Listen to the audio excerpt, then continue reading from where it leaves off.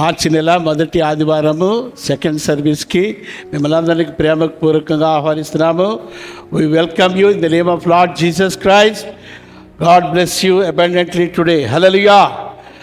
God is good all the time. దేవుడు ఎల్లప్పుడూ మంచివాడు. దేవుడు యెహోవా దేవుడిగా కలిగిన జనులు ధన్యులు. మీరు చాలా ధన్యులు. హల్లెలూయా.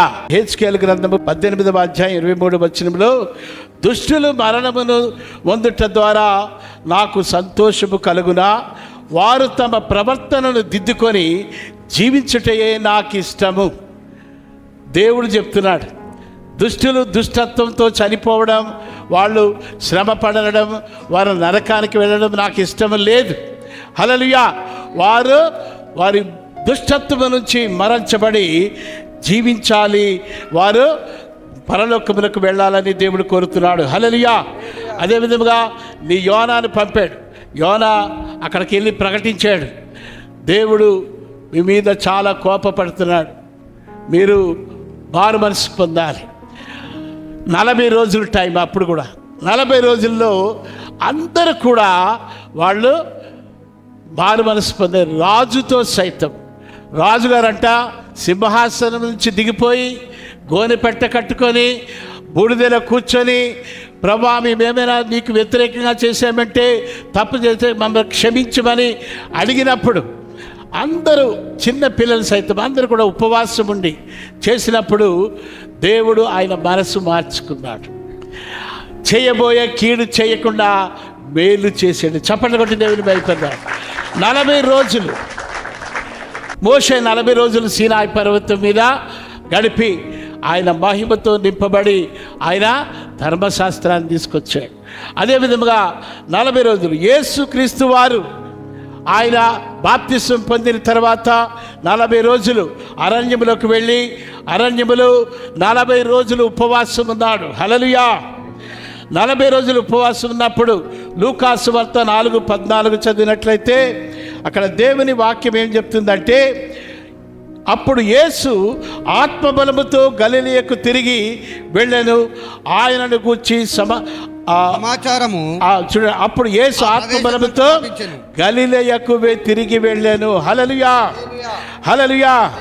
ఇక్కడ ఏమంటున్నాడంటే, యేసయ్య ఒక నూతన కార్యము చేయడానికి వచ్చాడు ఈ లోకంలోకి. ఏం చేయడానికి వచ్చాడు?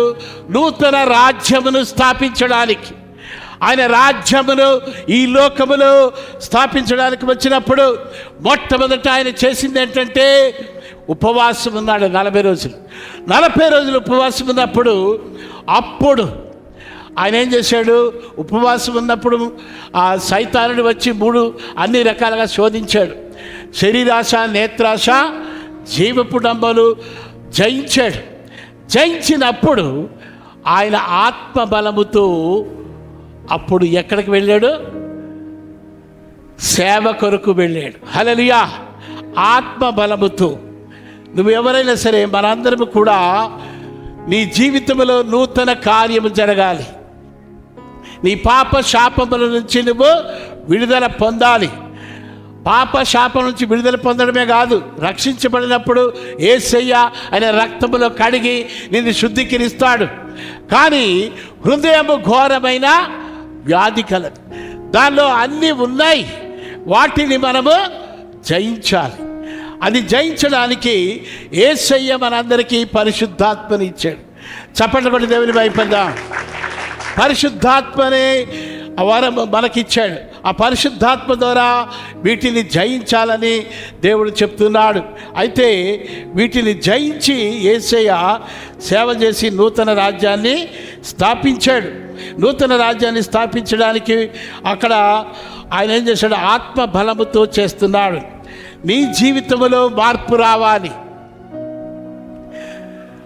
నా పాపము నుంచి, శాపం నుంచి విడుదల పొందాలి. నేను జయకరమైన జీవితం జీవించాలి. నా ప్రార్థనకు జవాబు రావాలి. నా పిల్లల జీవితాల్లో దీవించబడాలి. వారు నేను ఈ విధముగా జీవిస్తూ ఉండడమే కాదు, కానీ నిత్య జీవములోనికి, పరలోక రాజ్యానికి వెళ్ళాలి. హల్లెలూయా. సంపూర్ణ విజయముతో నువ్వు ముందుకు సాగాలి. సాతాన్ని ఓడిస్తూ ముందుకు వెళ్ళాలి. ఆ విధమైన జయకరమైన జీవితం నీకు కావాలని ఎంతమంది అనుకుంటున్నారు? దేవుడు ఇచ్చేశాడు, రక్షణలో ఇచ్చేశాడు, కానీ అది మనము కరెక్ట్గా పొందుకుంటున్నామా లేదా? హల్లెలూయా! ఏ విధంగా పొందుకోగలము? దేవుడు చెప్తున్నాడు, ఆయన మాటకు లోబడితే చాలంట. ఆయన వాక్యానికి లోబడితే మనము అన్ని విషయాలలో జయము పొందుకుంటూ వెళ్తాము. హల్లెలూయా! యేసయ్య చేసిన కొండ మీద ప్రసంగంలో ఆయన ఏం చెప్తాడంటే, ఏమి తిందుమో, ఏమి తాగుదుమో, ఏమి ధరించుకుందుమో అవన్నీ మీకు కావాలని నాకు తెలుసు, నేను ఇస్తాను. కానీ మొదట నా రాజ్యమును, ఆయన రాజ్యము కొరకు నిలబడమంటున్నాడు దేవుడు. ఈ 40 రోజులు చేయవలసిన ప్రార్థన అది కావాలి, ఇది కావాలి, అది సెకండరీ. కానీ నువ్వు మొట్టమొదట చేయవలసిన ప్రార్థన, నీ జీవితంలో, నీ హృదయంలో సైతానుడు అంట ఒక్కొక్కరికి ఒక్కొక్క రకమైనటువంటి శోధనలో పెడతాడు, బలహీనతలో పెడతాడు. కొంతమందికి కోపం చేసి పాపం చేస్తూ ఉంటారు. దేవుడు ఏమంటాడు, మీరు విసుకక మేలు చేసిన ఎడల తగిన కాలమందు మీరు పంట కోస్తారు. నువ్వు ఒక మేలు చేసేవరకు, ఒక విత్తనం నాటితే ఎన్ని విత్తనాలు వస్తాయి ఒక చెట్టుకి?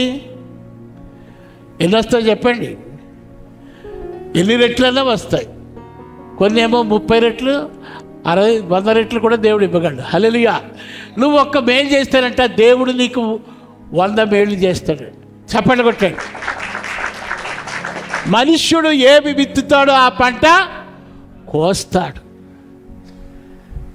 ఇక్కడ ఇది హెల్ప్ చేయడం అన్నది మనము చిన్నగా తీసుకుంటున్నాం, చాలా చిన్నగా తీసుకుంటున్నాం. కానీ ఇది చాలా సీరియస్గా దేవుడు తీసుకుంటున్నాడు. మనము ఒక వ్యక్తి, మామూలుగా ఉన్న వ్యక్తినే ప్రేమించలేకపోతున్నావు. దేవుడు ఏమంటున్నాడు, నీ శత్రువుని సైతము ప్రేమించమంటున్నాడు. యేసయ్య అంత శిక్షించబడ్డానికి కారణం ఏంటంటే పాపమే. పాపం అంత శిక్ష అనుభవించవలసి వచ్చింది. నీ పాపము చాలా సీరియస్.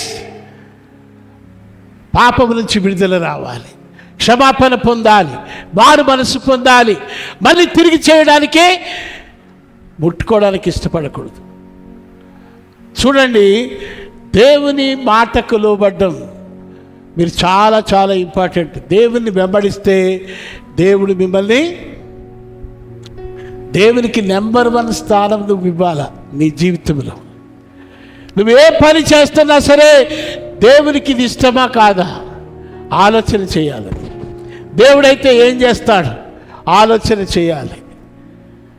ప్రతి నిర్ణయము, దావీదు అంతగా గొప్పగా దీవించబడ్డానికి కారణం ఆయన పశ్చాత్తాపడితే క్షమించి పరలోక రాజ్యం తీసుకెళ్ళడం. ఇంకోటి, ఆయన సింహాసనం మీద నేను కూర్చొని నా రాజ్యాన్ని నేను చేస్తానన్నాడు దేవుడు. అంటే దావీదుని అంత ప్రేమించాడు. ఎందుకు అంత ప్రేమించాడంటే, దావీదు చేసే ప్రతి పని కూడా ముందు ప్రార్థన చేసేవాడంట.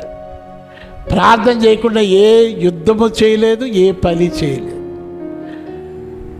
చాలా ఇంపార్టెంట్. మనం ఎప్పుడు ప్రార్థన చేయం. ఏదైనా సమస్య వచ్చిందనుకో, ప్రార్థన పక్కన ముందు ఆలోచన చేస్తావు, ఎలా చేయాలా, ఇది అప్పు ఎలా తీర్చాలా, లేకపోతే ఇది ఎలా చేయాలా, ఆలోచన వేసేసుకొని అప్పుడు ప్రార్థన చేస్తావు. దేవా నేనేం చేయాలని ముందు దేవుడిని అడగాల వద్దా? దేవుని కృప మీద మనం ఆనుకొని జీవించాలని దేవుడు చెప్తారు. దేవుడు నేను ఎందుకు ప్రేమించాడంటే, ఆయన సొంత కుమారుడు. నువ్వేదో ఎంతో గొప్ప పనులు చేసినందుకు కాదు. నీ కొడుకు ఏం చదవకపోయినా నువ్వు ప్రేమిస్తావా, ప్రేమించవా? అర్థమవుతుందా? ఆయన ఏమి సంపాదించకపోయినా ప్రేమిస్తారా, ప్రేమించరా? చెప్పండి. నీకున్న ఎబిలిటీస్ బట్టి, జ్ఞానం బట్టి, బలం బట్టి, అందం బట్టి నిన్ను ప్రేమిస్తలేదు. నువ్వు చేసిన మంచి కార్యాలు కోనే కాదు.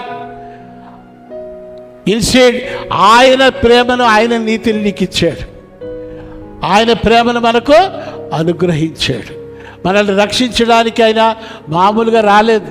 ఆయన ఏంటంట, ఏం చేశాడు చెప్పండి?